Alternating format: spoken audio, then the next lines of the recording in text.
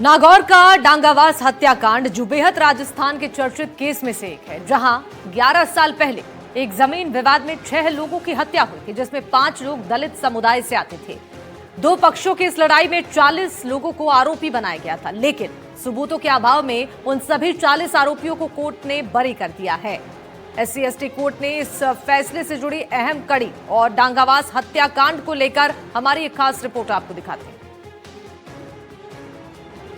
नागौर के मेड़ता क्षेत्र के डांगावास में साल 2015 के बहुचर्चित डांगावास हत्याकांड मामले में बुधवार को SC/ST विशिष्ट न्यायालय ने महत्वपूर्ण फैसला सुनाते हुए सभी 40 आरोपियों को बरी कर दिया।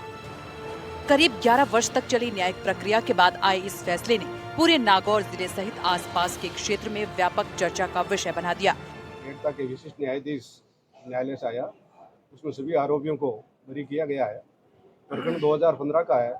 भूमि विवाद को लेकर गांव डांगावास में करीब 5 लोगों की हत्या हो गई थी और एक ग्रामीण व्यक्ति रामपालपुर की भी हत्या हुई थी। करीब 6 लोगों की हत्या हुई थी। उसमें 40 लोगों को विरुद्ध CBI ने चार्जशीट पेश की और आज न्यायालय ने फैसला सुनाते हुए 40 व्यक्तियों को भी बाइज्जत बरी कर दिया है। ये मामला 2015 में डांगावास गांव में जमीन विवाद को लेकर हुई हिंसक घटना से जुड़ा था, जिसमें 6 लोगों की दर्दनाक हत्या हो गई थी। घटना के बाद मामला प्रदेश भर में सुर्खियों में रहा और इसकी सुनवाई SC/ST विशिष्ट न्यायालय में चल रही थी। आइए अब आपको बताते हैं कि पूरा मामला था क्या। नागौर के डांगावास में जमीन को लेकर विवाद हुआ था। 2015 में पंचायत बुलाई गई, दलितों की पिटाई हुई। एक पक्ष के लोगों ने दूसरे पर फायरिंग कर दी। गोली लगने से एक शख्स की मौत हो गई। 200 लोगों ने दलित परिवारों को निशाना बनाया। दलित परिवार के लोगों को ट्रैक्टर से कुचल दिया। दलित बस्ती में आग लगा दी गई। दलित परिवार के पास समेत 6 लोगों की मौत हो गई। बाद में CBI जांच हुई। 40 के खिलाफ चार्जशीट पेश की गई और 5 अगस्त 2026 को SC/ST एक्ट में सभी को बरी कर दिया गया। फैसला सुनाए जाने के बाद बचाव पक्ष के अधिवक्ता कमलाचार्य महिपाल लटियाल, महेंद्र चौधरी और बाबूलाल गोरा ने मीडिया को निर्णायक जानकारी दी। अधिवक्ताओं ने न्यायालय के फैसले का स्वागत करते हुए इसे न्याय की जीत बताया और कहा कि कोर्ट ने उपलब्ध साक्ष्यों और तथ्यों के आधार पर अपना निर्णय सुनाया है। कोर्ट के फैसले के बाद डांगावास गांव में खुशी का माहौल देखने को मिला। ग्रामीणों ने एक दूसरे को मिठाई खिलाई।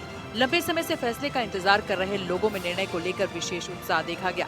करीब 11 साल बाद आए इस फैसले की पूरे क्षेत्र में दिन भर चर्चा होती रही, क्योंकि ये जो 250-300 लोगों के द्वारा एक घटना बताई कि ये न तो इन्होंने कोई समूह बनाया, ये तो एक घटना होने के बाद के अंदर अलग अलग जो जानकारी मिली, जो लोग वहां पर पहुंचते गए, लेकिन इस घटना के अंदर जो 40 लोग हैं वो किसी भी प्रकार से इस घटना के अंदर सम्मिलित नहीं थे।